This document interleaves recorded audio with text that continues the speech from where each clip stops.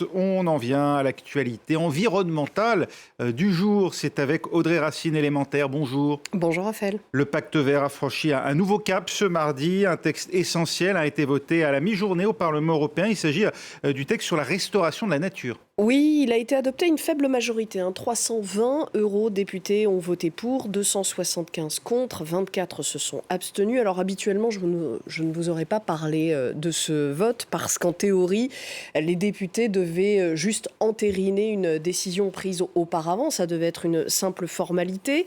Le projet de loi avait fait l'objet d'un accord en novembre dernier entre le Parlement et les États membres. Mais le PPE, le parti de la droite européenne, avait soudain annoncé vouloir faire obstacle au texte durement négocié.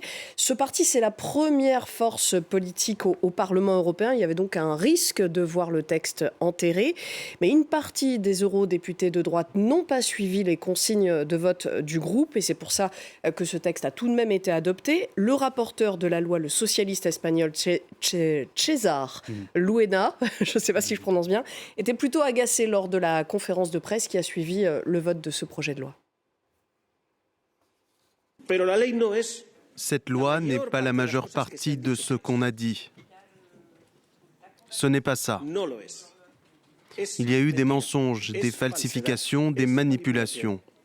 Parce que c'est une loi pensée pour récupérer les écosystèmes et protéger la nature, et donc par conséquence le secteur primaire, les agriculteurs et les pêcheurs. Il n'y a pas de problème avec les lois sur le climat. Il y a un problème sur l'état de la nature et le changement climatique, et nous devons réagir.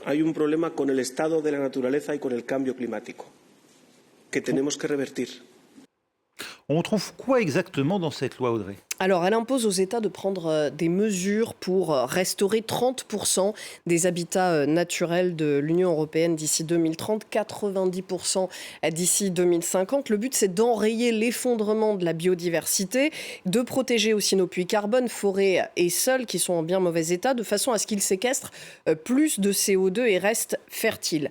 La situation, elle est dramatique. Regardez ces deux chiffres. Dans l'Union européenne, 70% des sols sont abîmés, 80% des habitats naturels également.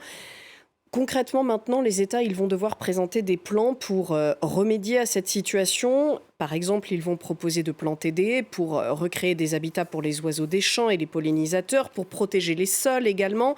Ils vont devoir mettre un terme à la perte d'espaces verts dans les villes, même les augmenter, ces espaces verts, à partir de 2050. Il faudra une meilleure gestion des forêts en laissant le bois mort au sol, ce qui permet le développement des populations d'insectes qui s'en nourrissent. Il faudra reboiser aussi, ça va falloir y réfléchir à comment, parce que quels essences choisir, à quels endroits pour que ces arbres résistent au changement climatique, aux maladies, aux ravageurs, etc. Expliquez-nous pourquoi les conservateurs du PPE étaient à ce point opposés au texte.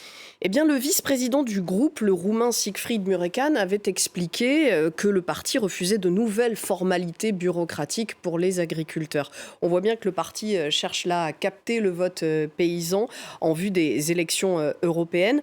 La vérité, c'est qu'en amont du vote de cette loi, le PPE avait déjà fortement négocié et affaibli le texte. Il en a fait retirer, par exemple, la mesure de restauration de 10% des terres agricoles.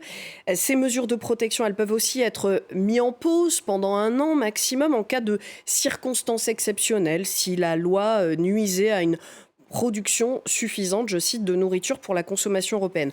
On voit bien là qu'encore une fois, le PPE oppose la préservation de l'environnement à la sécurité alimentaire, un argument que j'ai déjà plusieurs fois déconstruit avec vous, je ne vais pas y revenir longuement, mais les sols s'épuisent, c'est une réalité, pas seulement en Europe mais dans le monde entier.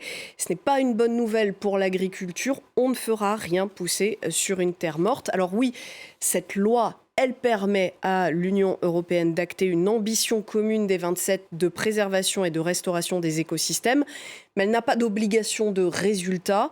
Finalement, c'est une loi assez faible, mais le débat autour d'elle était important parce que le PPE a voulu prouver qu'il pouvait mettre un coup d'arrêt au pacte vert européen, dont c'était un texte essentiel. Il a échoué, mais à 4 mois des élections européennes, on voit bien que la question de l'environnement est centrale dans la campagne électorale. On continuera là-dessus évidemment avec vous, Audrey, élémentaire.